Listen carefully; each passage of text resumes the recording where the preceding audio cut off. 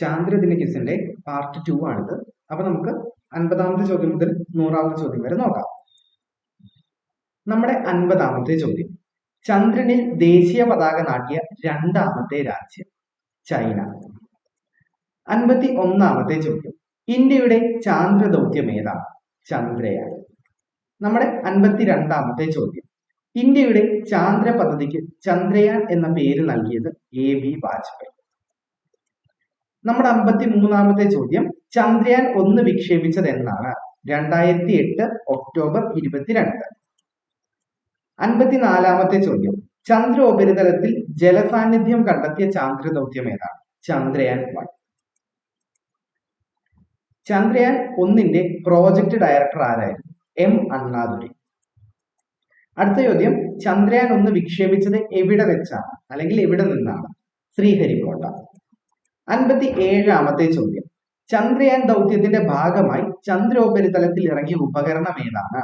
Moon impact probe.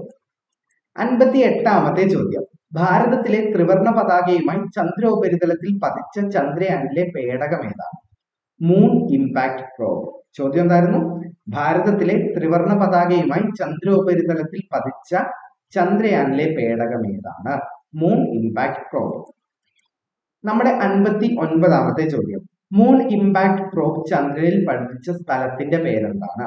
Moon impact probe ചന്ദ്രനിൽ പതിച്ച സ്ഥലത്തിന്റെ പേരാണ് ഷാക്കിൾട്ടൺ ഗർത്തം. എന്താണ്? ഷാക്കിൾട്ടൺ ഗർത്തം. 60ാമത്തെ ചോദ്യം, ചന്ദ്രയാൻ 1 വിക്ഷേപണ സമയത്തെ ISRO ചെയർമാൻ ആരായിരുന്നു? Doctor G Madhavan Nair. 61ാമത്തെ ചോദ്യം, ചന്ദ്രനിലേക്കുള്ള എത്രാമത്തെ ദൗത്യമായിരുന്നു ചന്ദ്രയാൻ? 68ാമത്തെ ദൗത്യമായിരുന്നു ചന്ദ്രയാൻ. 62ാമത്തെ ചോദ്യം, ഏത് റോക്കറ്റ് ഉപയോഗിച്ചാണ് ചന്ദ്രയാൻ 1 വിക്ഷേപിച്ചത്? PSLV-C-11. നമ്മുടെ 63ാമത്തെ ചോദ്യം, ചന്ദ്രയാൻ 2 വിക്ഷേപിച്ചത് എന്നാണ്? 2019 ജൂലൈ 22-നാണ് ചന്ദ്രയാൻ 2 വിക്ഷേപിക്കുന്നത്. ചന്ദ്രയാൻ 2 വിക്ഷേപിച്ച റോക്കറ്റാണ് GSLV-MK3. GSLV-MK3 ആണ്, ഓർത്തിരിക്കുക. 65ാമത്തെ ചോദ്യം, ചന്ദ്രയാൻ 2 ദൗത്യത്തിന്റെ ലാൻഡറിനെ വിളിക്കുന്ന പേരെന്താണ്? വിക്രം. 66ാമത്തെ ചോദ്യമാണ്, ചന്ദ്രയാൻ 2ന്റെ ദൗത്യത്തിന്റെ റോവറിനെ വിളിക്കുന്ന പേര് പ്രഗ്യാൻ. 67ാമത്തെ ചോദ്യം, ചന്ദ്രയാൻ 2ന്റെ പ്രോജക്ട് ഡയറക്ടർ ആരാണ്? മുത്തയ്യ വനിത. 68ാമത്തെ ചോദ്യമാണ്, ചന്ദ്രയാൻ 3 വിക്ഷേപണത്തിന് ISROയെ സഹകരിക്കുന്നത് JAXA. ഇനി ജപ്പാനീസ് ബഹിരാകാശ ഗവേഷണ സ്ഥാപനത്തിന്റെ പേരെന്താണ്? JAXA. ചന്ദ്രയാൻ 3-ന് ഇന്ത്യയുമായിട്ട് സഹകരിക്കുന്ന രാജ്യമാണ് ഏത്? ജപ്പാൻ. ജപ്പാന്റെ ബഹിരാകാശ ഗവേഷണ സ്ഥാപനം ഏതാണ്? JAXA. നമ്മുടെ 70ാമത്തെ ചോദ്യം, ചന്ദ്രനിൽ ഇറങ്ങിയ ആദ്യ വ്യക്തി ആരാണ്? Neil Armstrong. 71ാമത്തെ ചോദ്യം, ചന്ദ്രനിൽ ഇറങ്ങിയ രണ്ടാമത്തെ വ്യക്തി ആരാണ്? Edwin Aldrin. നമ്മുടെ 72ാമത്തെ ചോദ്യം, അപ്പോളോ 11 ദൗത്യത്തിൽ ഉണ്ടായിരുന്ന 3ാമത്തെ വ്യക്തി ആരാണ്? Michael Collins. നമ്മുടെ 73ാമത്തെ ചോദ്യം, എവിടെ നിന്നാണ് ആദ്യ ചന്ദ്രയാത്രികൻ യാത്ര ആരംഭിച്ചത്? അതായത് ആദ്യത്തെ ചന്ദ്രയാത്രകർ എവിടെ നിന്നാണ് യാത്ര ആരംഭിച്ചതെന്നാണ്? അമേരിക്കയിലെ കോബ് കെനഡിയിൽ നിന്നുമാണ് അവർ യാത്ര ആരംഭിച്ചതെന്ന് ഓർത്തിരിക്കുക. നമ്മുടെ 74ാമത്തെ ചോദ്യം, അവസാനമായി ചന്ദ്രനിൽ ഇറങ്ങിയ വ്യക്തി ആരാണ്? യൂജിൻ സെർനാൻ. നമ്മുടെ 75ാമത്തെ ചോദ്യം, ആദ്യമായി ചന്ദ്രോപരിതലത്തിൽ ഇറങ്ങിയ ശേഷം തിരിച്ച് പസഫിക് സമുദ്രത്തിൽ ഇറങ്ങിയവരെ എത്തിച്ച കപ്പൽ ഏതായിരുന്നു? ഹോർണറ്റ്. നമ്മുടെ 76ാമത്തെ ചോദ്യം, ശൂന്യാകാശത്തിലെ കൊളംബസ് എന്നറിയപ്പെടുന്നത് നീൽ ആംസ്ട്രോങ്. 77ാമത്തെ ചോദ്യം, നീൽ ആംസ്ട്രോങ് എത്ര സമയമാണ് ചന്ദ്രനിൽ ചിലവഴിച്ചത്? 2 മണിക്കൂറും 48 മിനിറ്റും. 78ാമത്തെ ചോദ്യം, നീൽ ആംസ്ട്രോങ് ചന്ദ്രനിൽ നിന്നും ഭൂമിയെ നോക്കി പറഞ്ഞത് എന്താണ്? വലുതും തിളക്കമുള്ളതും മനോഹരവുമാണ്. 79ാമത്തെ ചോദ്യം, നീൽ ആംസ്ട്രോങ്ങും കൂട്ടരും അപ്പോളോ 11-ൽ നിന്നും ചന്ദ്രനിൽ ഇറങ്ങാൻ ഉപയോഗിച്ച വാഹനം? ഈഗിൾ. നമ്മുടെ 80ാമത്തെ ചോദ്യം, എത്ര രാഷ്ട്രത്തലവന്മാർ ഒപ്പിട്ട ഫലകമാണ് നീൽ ആംസ്ട്രോങ് ചന്ദ്രനിൽ സ്ഥാപിച്ചത്? 158. അടുത്തത് 81ാമത്തെ ചോദ്യം, മാഗ്നിഫിസന്റ് ഡിസൊലേഷൻ എന്ന പുസ്തകം ആരുടെ ആത്മകഥയാണ്?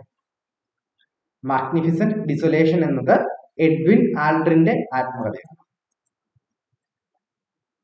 അപ്പോളോ വാഹനങ്ങളെ വിക്ഷേപിക്കാൻ ഉപയോഗിച്ച റോക്കറ്റ് സാറ്റേൺ 5. നമ്മുടെ 83-ാമത്തെ ചോദ്യം, രണ്ടാമത് ചന്ദ്രനിലേക്ക് യാത്രികരെ കൊണ്ടുപോയ വാഹനം ഏതാണ്? അപ്പോളോ 12. 84-ാമത്തെ ചോദ്യം, മനുഷ്യൻ ആദ്യമായി ചന്ദ്രനിൽ കാലുകുത്തിയ സമയത്ത് അമേരിക്കൻ പ്രസിഡന്റ് ആരായിരുന്നു? Richard Nixon. 85-ാമത്തെ ചോദ്യം, ആദ്യ ചന്ദ്രയാത്രയിൽ ലോകരാഷ്ട്ര തലവന്മാരുടേതായി ചന്ദ്രനിൽ സ്ഥാപിച്ച വാചകം ഏതാണ്? ലോക നന്മ കൈവരാൻ മനുഷ്യന്റെ ചന്ദ്രയാത്രയ്ക്ക് കഴിയട്ടെ. 86-ാമത്തെ ചോദ്യം, എഡ്വിൻ ആൽഡ്രിൻ ചന്ദ്രനിൽ നിന്ന് ഭൂമിയെ പറ്റി പറഞ്ഞത്? ഗംഭീരം, ശൂന്യം.